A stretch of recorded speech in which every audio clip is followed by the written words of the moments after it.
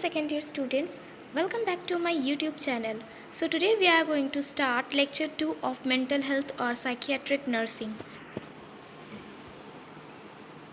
So today we will know what is mental illness. Mental and behavioral disorder are understood as clinically significant conditions characterized by alterations in thinking, mood or behavior associated with personal distress and or impaired functioning. According to WHO 2001. So according to WHO 2001 mental illness क्या है? कोई भी mental और behavioural disorder जो कि clinically कैसे characterised रहेगा, कैसा कंडीशन रहेगा क्लिनिकली? अल्टरेशंस इन थिंकिंग में अल्टर्ड रहेगा, ओके, थिंकिंग सही नहीं रहेगा, मूड इमोशंस ठीक नहीं रहेगा और behaviour associated with personal distress and और इम्पेयर्ड फंक्शनिंग. अगर मेंटल ठीक से वर्क नहीं करेगा, माइंड ठीक से वर्क नहीं करेगा तो ओबियसली बिहेवियर में चेंजेस आएगा, मूड में चेंजेस आएगा. तो according to WHO 2001 what is mental illness? It is a mental and behavioral disorder. Okay, mental illness is a mental and behavioral disorder are understood as clinically significant conditions characterized by alterations in thinking में changes आना, mood and behavior associated with personal distress and or impaired functioning. Okay, then characteristics of mental illness. mental illness का क्या क्या characteristics रहता है, चलो देखते हैं. changes in one's thinking, memory, perception, feeling and judgment resulting in changes in talk and behavior which appear to be deviate from previous personality or from the norms of the community. तो क्या characteristics रहता है mental illness का? Mental illness people लोग कैसे रहता है? Changes in one's thinking power में चेंज आएगा, थोड़ा थिंकिंग सही नहीं होगा, ओके. मेमोरी में चेंजेस आएगा, हो सके तो ये हर चीज़ उन लोगों को याद ना रह सके. परसेप्शन में प्रॉब्लम आएगा. परसेप्शन मीन्स रियलिटी में क्या हो रहा है क्या नहीं उसको एक्सेप्ट करना, ओके, उसको बोलता है परसेप्शन. देन फीलिंग अगर मेंटली ठीक वो लोग मेंटली हेल्दी नहीं रहेंगे तो obviously they will not feel well. And judgement resulting in changes in talk and behaviour, और जजमेंट में भी चेंजेस रहेगा.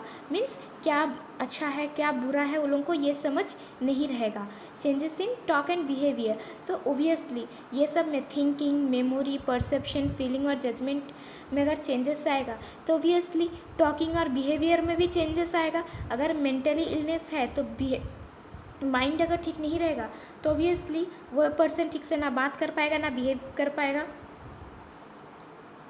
which appears to be deviant from previous personality or from the norms of the community.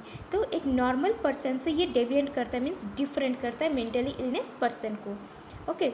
This changes in behaviour cause distress and suffering to the individual और others और both. तो ये सब जो चेंजेस आता है बिहेवियर में, इससे कौन सफ़र करता है? जो मेंटली इलनेस है वो भी सफ़र करता है और जो उनके साथ रहता है जैसे कि फैमिली, फ्रेंड्स, कोई भी जो उनके साथ रहता है वो भी सफ़र करता है. दोनों तरफ से दो जन सफ़र करता है, okay. Then changes and the consequent distress cause disturbance in day to day activities, work and relationship. तो अगर बिहेवियर माइंड में चेंजेस आएगा तो खुद भी एक तो डिस्टर्ब रहेगा, और अगर वो पेशेंट खुद डिस्टर्ब रहेगा तो day to day activities, work और रिलेशनशिप क्या उसका ठीक चलेगा? नहीं चलेगा. डे टू डे हर रोज़ का काम में उसको प्रॉब्लम होगा, ठीक से काम नहीं कर पाएगा. एंड रिलेशन अगर मेंटली इलनेस रहेगा, मेंटल इलनेस उसको अगर रहेगा पेशेंट को तो ओबियसली रिलेशनशिप को भी वो ठीक से निभा नहीं पाएगा, है कि नहीं? So this are the characteristics of mental illness. Students, if you have any doubt then please clear your doubt in my comment section. I will surely clear your doubt. कुछ भी अगर डाउट हो तो प्लीज़ कमेंट सेक्शन में अपना doubt भेज देना, मैं आप लोगों का डाउट क्लियर कर दूँगी. Next, factors affecting mental health. कौन कौन सा फैक्टर्स अफेक्ट करता है मेंटल हेल्थ को? मीन्स कौन कौन सा ऐसा चीज़ है जो हम लोग का मेंटल हेल्थ को अफेक्ट कर सकता है, मेंटली इलनेस कर सकता है?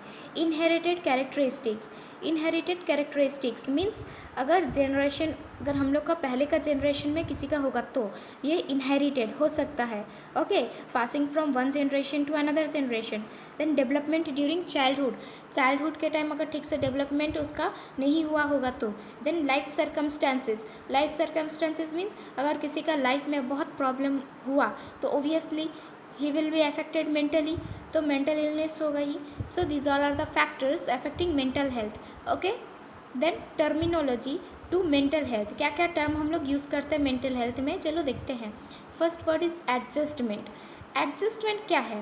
There are different types of changes to which the person has to adjust himself. तो हम लोग का हर रोज़ का डे टू डे एक्टिविटीज़ में, डे टू डे लाइफ में, हर रोज़ में कुछ ना कुछ चेंजेस आता है और वो चेंजेस को हम लोग एडजस्ट करते हैं, खुद से एडजस्ट करते हैं कि नहीं।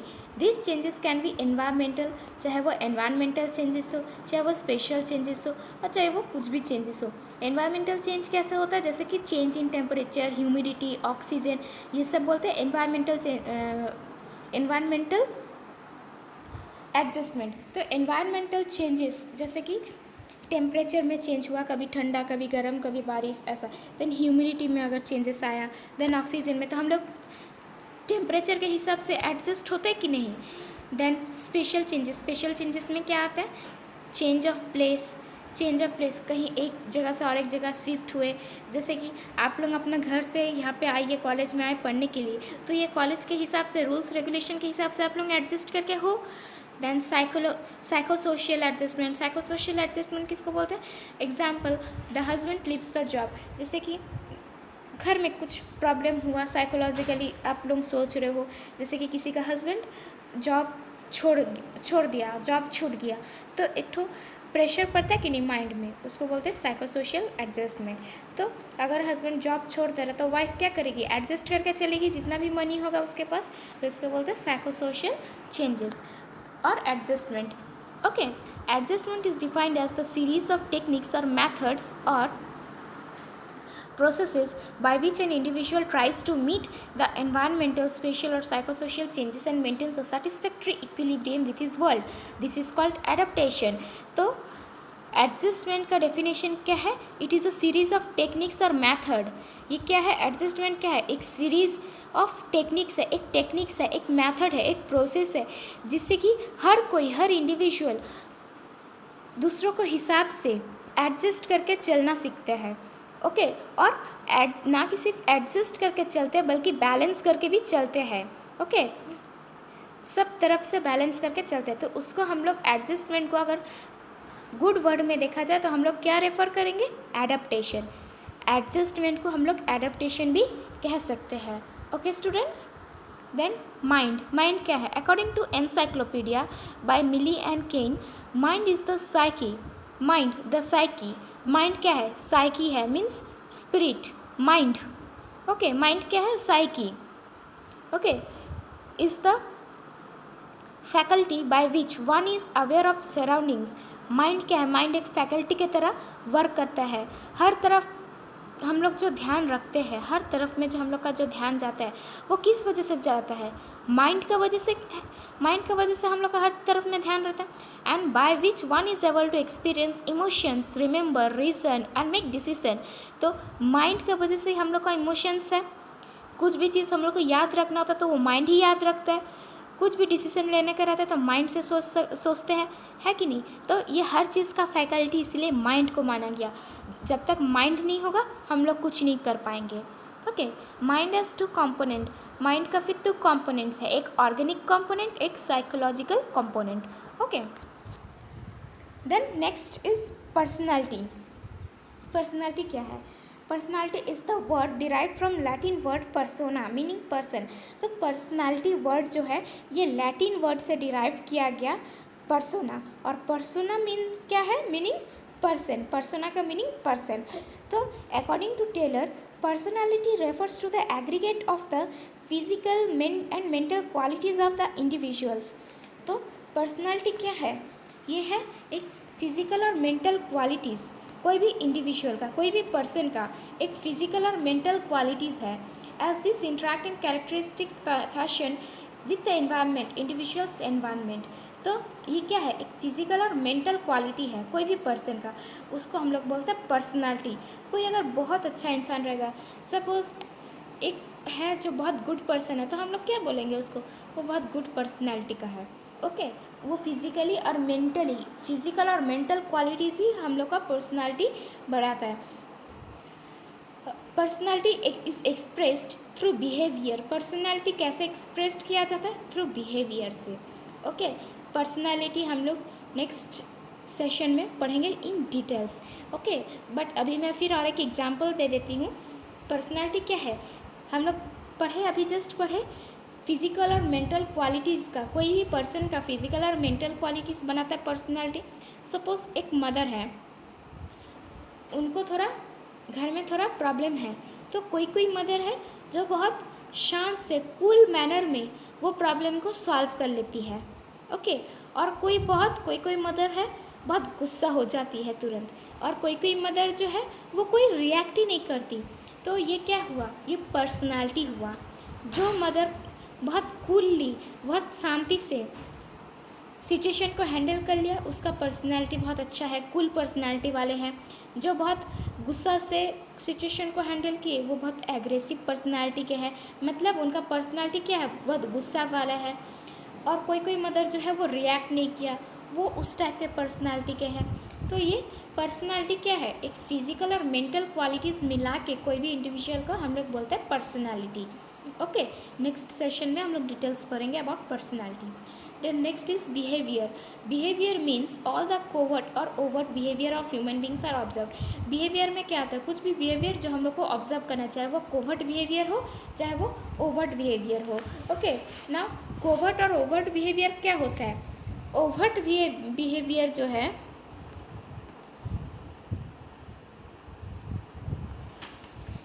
वन सेकेंड स्टूडेंट्स,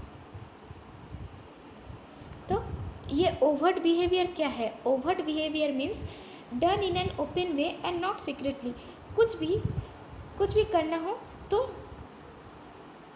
मतलब ओपन वे में करेंगे, सीक्रेटली नहीं करेंगे। और कोवर्ट बिहेवियर क्या है, हिडन फॉर्म में करेंगे, सीक्रेटली करेंगे कोई भी काम।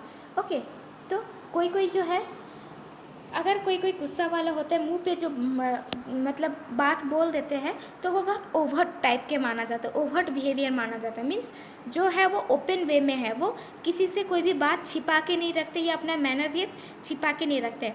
ओके, और कोवर्ट बिहेवियर क्या है, कुछ भी चीज़ सीक्रेटली करना, हिडन फॉर्म में करना।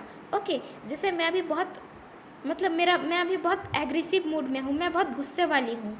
ओके, मैं हमेशा बहुत गुस्सा करती हूँ, बट किसी से जब मैं न्यू मिली तो मैं बहुत अच्छा से उनसे बात की, उनसे फ्रेंडशिप की, उनसे बहुत अच्छी तरह से रही, तो वो क्या हो गया, कोवर्ट बिहेवियर हो गया। मीन्स मेरे अंदर क्या है वो मैं दिखा नहीं रही हूँ।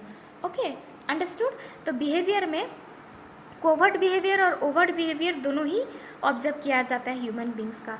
ओके, बिहेवियर में भी क्लासिफाइड एज कॉग्निटिव, अफेक्टिव और साइकोमोटर। तो बिहेवियर का क्लासिफिकेशन, फिर अगेन क्लासिफिकेशन, 3 क्लासिफिकेशन है बिहेवियर का। बिहेवियर कितना टाइप्स का क्लासिफाइड किया जाता है, एक है कॉग्निटिव, दूसरा है अफेक्टिव एंड तीसरा है साइकोमोटर। तो कॉग्निटिव क्या है, कॉग्निटिव रेफर्स टू नोइंग, जो भी हम लोग जानते हैं, जो भी कुछ भी जानते हैं, याद रखते हैं, तो वो चला जाता है कॉग्निटिव बिहेवियर में। अफेक्टिव बिहेवियर्स में क्या है, फीलिंग, जो हम लोग फील करते हैं, हम लोग को कैसा लगता है, इमोशंस, वो हम लोग जो फील करते हैं वो है अफेक्टिव। और साइकोमोटर क्या है, जो हम लोग वर्क करते हैं। साइकोमोटर रेफर्स टू डूइंग, जो हम लोग कर रहे हैं। Okay, so then abnormal behaviour, as you all know, मेरे को डिटेल्स में जाना नहीं पड़ेगा एबनॉर्मल बिहेवियर का, आप लोगों को सबको पता ही होगा एबनॉर्मल बिहेवियर क्या है। Okay, then mental disorder. Mental disorder क्या है, it includes all the abnormal behaviour patterns which range from normal abnormalcy to abnormalcy. तो मेंटल डिसऑर्डर क्या है, कोई भी बिहेवियर पैटर्न जो डेविएट कर गया नॉर्मल एबनॉर्मलसी से एबनॉर्मलसी तक। Example, a girl starts vomiting before the examination. तो यहाँ पे एग्जाम्पल क्या दिया हुआ है देखो, तभी आप लोगों को पता चलेगा नॉर्मल एबनॉर्मलसी क्या है और एबनॉर्मल एबनॉर्मलसी क्या है, दोनों अलग अलग वर्ड है, कंफ्यूज मत होना। तो यहाँ पे चलो एग्जाम्पल देखते हैं तो आप लोगों को क्लियर हो जाएगा। A girl starts vomiting before the examination. एक गर्ल स्टूडेंट एग्ज़ाम का पहले से डर से वो उसका वॉमिटिंग स्टार्ट हुआ। Okay, the vomiting stops after the examination is over. जैसे ही एग्ज़ाम ख़त्म हुआ उसका वॉमिटिंग स्टॉप हो गया, तो इसको हम लोग क्या बोलेंगे, इसको बोलते हैं नॉर्मल एबनॉर्मलसी। मतलब वो नॉर्मल थी जब तक कि एग्ज़ाम चल रहा था, जब तक वो सिचुएशन चल रहा था, वो एबनॉर्मली एक्ट की। ओके, जब तक एग्ज़ाम शुरू होने से पहले उसका वॉमिटिंग स्टार्ट हुआ, जैसे ही एग्ज़ाम ख़त्म हुआ उसका वॉमिटिंग स्टॉप्स हो गया। पर एबनॉर्मल सी में क्या होता है, in abnormalcy the vomiting continues even after the examination is over. Abnormalcy में क्या होता है, एग्ज़ाम ख़त्म हो गया तभी भी स्टूडेंट का वॉमिटिंग हो जा रहा है, वॉमिटिंग नहीं रुका, तो this is known as abnormal सी। ओके स्टूडेंट्स, देन साइकोपैथोलॉजी क्या है? Psycho means as you all know mind, patho means causes, कुछ भी कॉजेज, और लॉजी मीन्स स्टडी। तो साइकोपैथोलॉजी मिला के क्या हुआ, it refers to the study of the causes and nature of the disease और एबनॉर्मल बिहेवियर। तो साइकोपैथोलॉजी में हम लोग क्या पढ़ते हैं, क्या स्टडी करते हैं, कॉजेज और नेचर ऑफ द डिजीज़ या तो एबनॉर्मल बिहेवियर, और वो भी कौन सा डिजीज़ के बारे में, मेंटल डिसऑर्डर के बारे में। ओके, मेंटल डिसऑर्डर या कोई भी एबनॉर्मल बिहेवियर जिसका कॉज और नेचर हम लोग स्टडी करते हैं उसको बोलते हैं साइकोपैथोलॉजी। देन इंसैनिटी क्या है? इट इज़ अ सोशल और लीगल टर्म, यह है एक सोशल और लीगल टर्म माना जाता है insanity. Okay, according to mental health act in 1987, तो according to mental health act in 1987 अगर देखा जाए तो इंसैनिटी क्या है, a mentally ill person means a person who is in need of treatment by reason of any mental disorder other than mental retardation. तो insanity क्या है, कोई भी मेंटली इल पर्सन जिसको कि ट्रीटमेंट चाहिए, किस लिए चाहिए, क्योंकि उसका मेंटल डिसऑर्डर है, ना कि वो मेंटल रिटार्डेशन है बोल के उसको ट्रीटमेंट चाहिए। अब मेंटल डिसऑर्डर और मेंटल रिटार्डेशन का क्या डिफरेंस है? मेंटल डिसऑर्डर जो कोई डिजीज़ से वो सफ़र कर रहा है, कोई भी मेंटल डिसऑर्डर से वो सफ़र कर रहा है, और मेंटल रिटार्डेशन क्या है, पूरा मेंटली हो जाना, मेंटल से रिटायर्ड हो जाना, पूरा मेंटली हो जाना। ओके, तो इंसैनिटी किसको बोलते हैं? According to mental health act in 1987, कोई भी मेंटली इल पर्सन जिसको ट्रीटमेंट चाहिए, और कैसा मेंटली इल होना चाहिए, जिसको मेंटल डिसऑर्डर है, मेंटल डिसऑर्डर कोई भी डिजीज़ है, ना कि वो मेंटल रिटार्डेशन है। Okay students, then psychiatric nursing क्या है? Psychiatric nursing is the promotion of mental health, prevention of mental illness and care and rehabilitation of patient with mental illness. Psychiatric nursing का क्या काम रहता है?